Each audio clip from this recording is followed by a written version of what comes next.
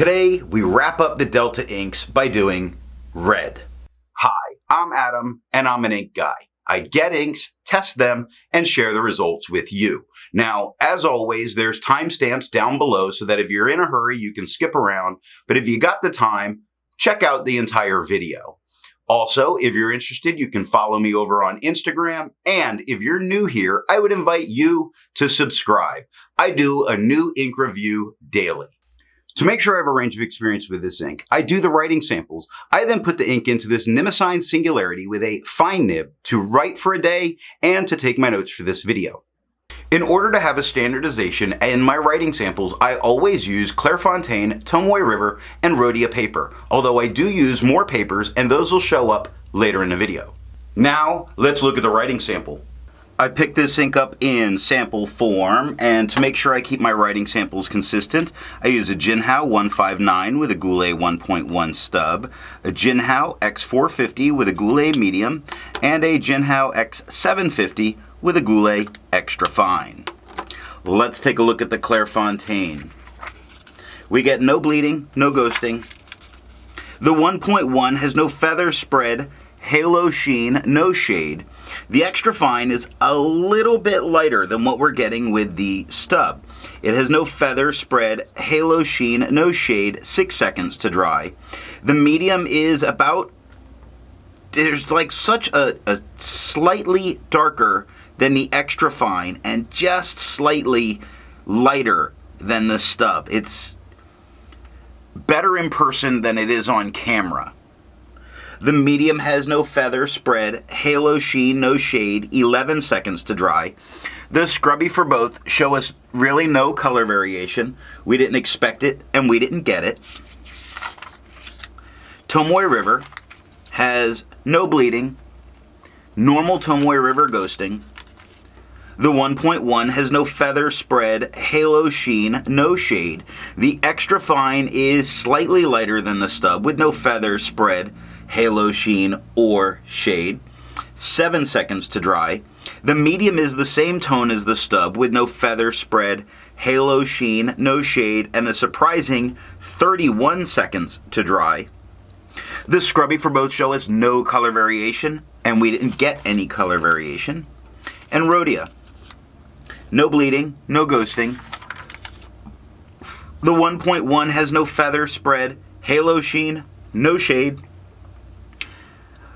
A bit lighter than the stub is the extra fine with no feather spread, halo sheen, and no shade, 4 seconds to dry. Now the medium is significantly darker than the extra fine and a bit darker than the stub. It is quite a bit darker than everything else that's here. The medium has no feather spread, halo sheen, no shade, 19 seconds to dry. The scrubby for both show us no color variation. We weren't expecting it. Whew, words. And we didn't get it. I agree with Vita that we can learn a lot by doing multiple chromatographies. The one on the left is done the way it's supposed to be done. I put a line of ink down and immediately put it into water for 10 to 15 seconds.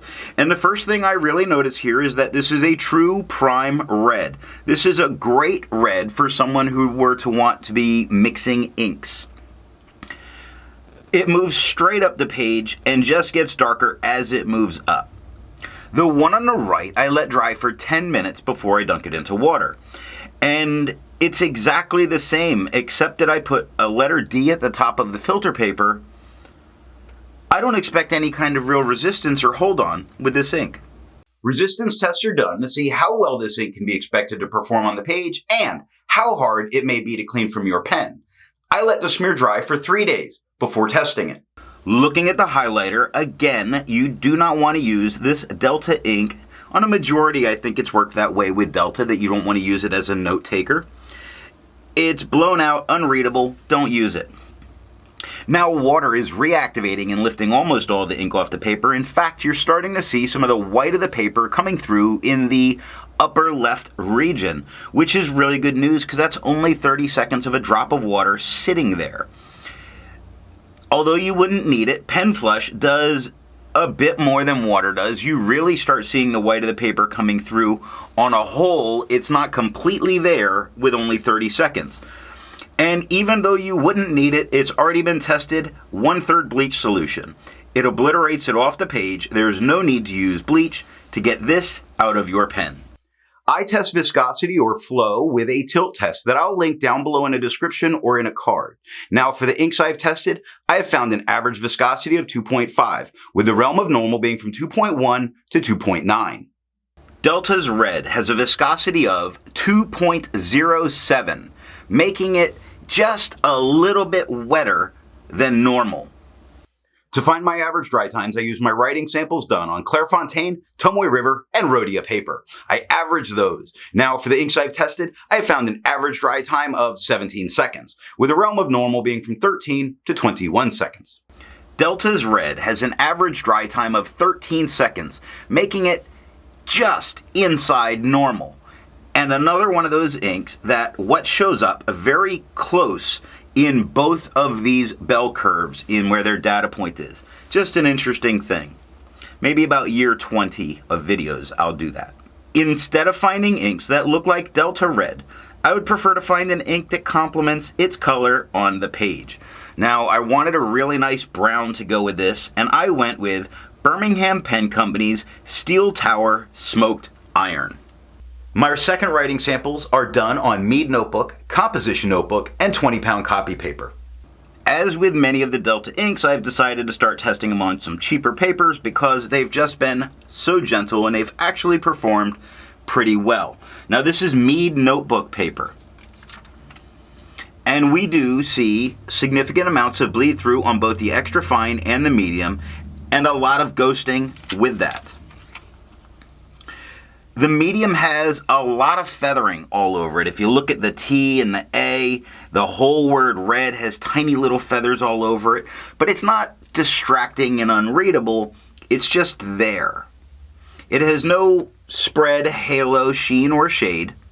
The extra fine is slightly lighter than the medium. The extra fine has no feather, spread, halo, sheen, no shade, 1 second to dry. The good news on both of these is they're not touching the page underneath. So if you don't use the back of the page and you use Mead Notebook, you could use this ink. The scrubby shows us no color variation. We didn't expect it and we didn't get it. How about another student type notebook, the composition notebook? We have no bleeding, but we have a ton of show through.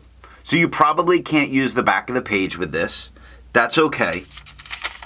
Still performing very well. The medium has no feather, spread, halo, sheen, no shade.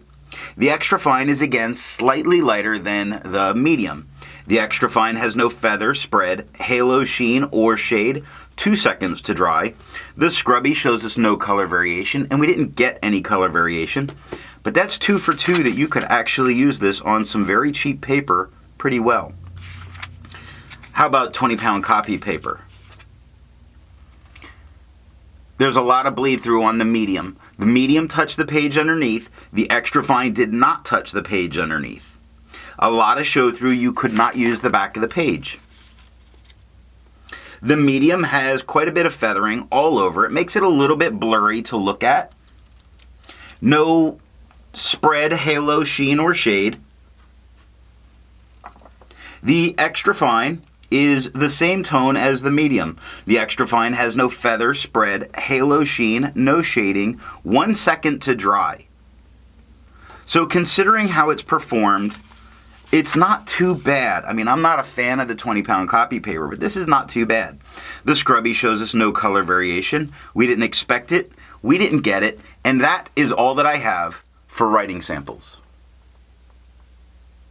So what do I think of Delta Red? It had a lot of the same problems for me that a lot of the Delta inks had. I was happy to try it. I'm happy to be through the sample. It's not bad, it's very well behaved. But the tone was just wrong for me. So how do you get the best writing experience out of an ink that's wrong for you? A much wetter pen puts down a lot more, makes the color a bit more interesting. And that's all I would do. That's all I would be able to do to try and make this more than a light red. I would want it to have a little bit more punch on the page. If you've made it this far and you've enjoyed the video, give it a thumbs up. And if it's your first time here, I'm going to remind you to subscribe. Thanks for watching.